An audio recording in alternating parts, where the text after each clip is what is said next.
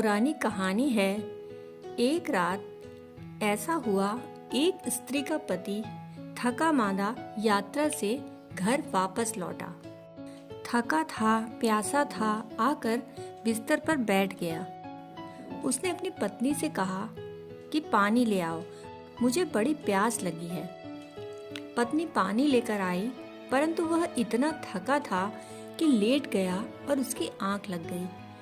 तो पत्नी रात भर पानी का ग्लास लिए वही बिस्तर के पास खड़ी रही, क्योंकि उसे उठाए तो ठीक नहीं, नींद टूटेगी। यदि खुद सो जाए तो भी ठीक नहीं, पता नहीं कब नींद टूटे और पानी की मांग उठे। क्योंकि पति प्यासा सो गया तो रात भर ग्लास लिए खड़ी रही। सुबह जब पति की आंख खुली तो उसने कहा, तू पागल है क्या? तू सो गई होती। पत्नी ने कहा, यह संभव ना था, तुम्हें प्यास लगी थी, तुम कभी भी उठ आते। तो पति बोला, तो तू उठा लेती। उसने कहा, वह भी मुझसे हो ना सका, क्योंकि तुम थके भी थे और तुम्हें नींद भी आ गई। तो यही उचित था कि तुम सोए रहो, मैं ग्लास लिए खड़ी रहूं। जब नींद खुलेगी स्वयं पानी पी लोगे।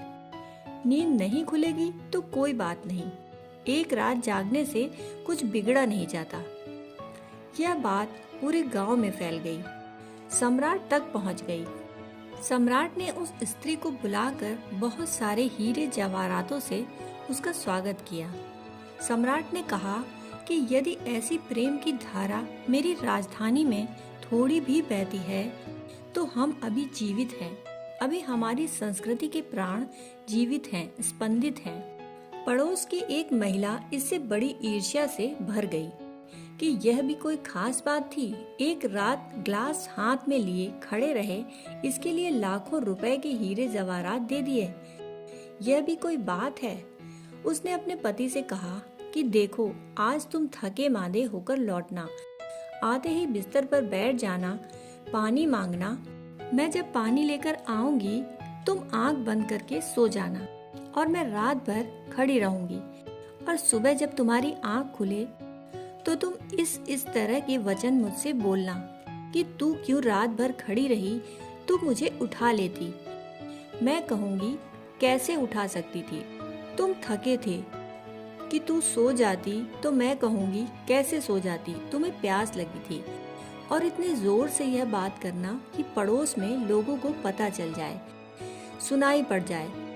क्योंकि यह तो हद ही हो गई, जरा रात भर ग्लास लिए खड़े रहे और हीरे जवाहरात मिल गए। और किसको पक्का पता है कि खड़ी भी रही कि नहीं, क्योंकि रात सो ली हो, झपकी ले ली हो और फिर सुबह उठ आई हो और बात फैला दी हो, क्या पता। मगर हमें भी यह पुरस्कार सम्राट से लेना है। पति शाम थका मांदा वापस लौटा, आते ही बिस्तर पर बैठ गया। कहा, प्यास लगी है। पत्नी पानी लेकर आई, पति आंख बंद करके लेट गया। कोई नींद तो आई नहीं, परंतु मजबूरी थी।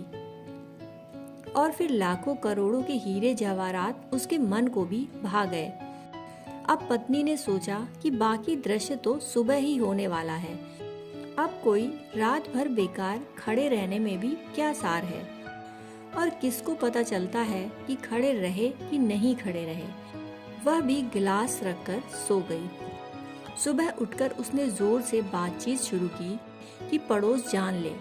सम्राट के द्वार से उसके लिए भी बुलावा आया तो बहुत प्रसन्न हुई, परंतु जब दरबार में पहुंची तो बड़ी हैरानी हुई। सम्राट ने वहां कोड़े लिए हुए आदमी तैयार रखे थे और उस पर कोड़ों की वर्षा करवा दी।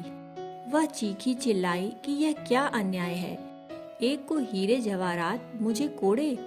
किया तो मैंने भी वही है।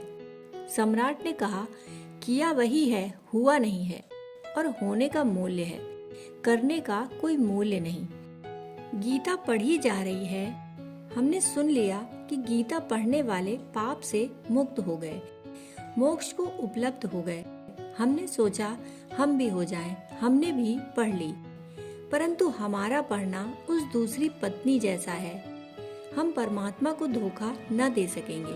साधारण सम्राट भी धोखा न खा सका, वह भी समझ गया कि ऐसी घटनाएं रोज नहीं घटती और पड़ोस में ही घट गई और वही की वही घटी, बिल्कुल वैसी ही घटी।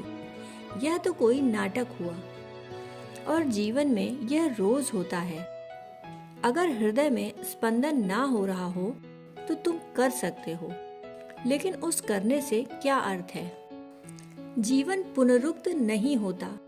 हर भक्त ने परमात्मा की प्रार्थना अपने ढंग से की है, किसी और के ढंग से नहीं।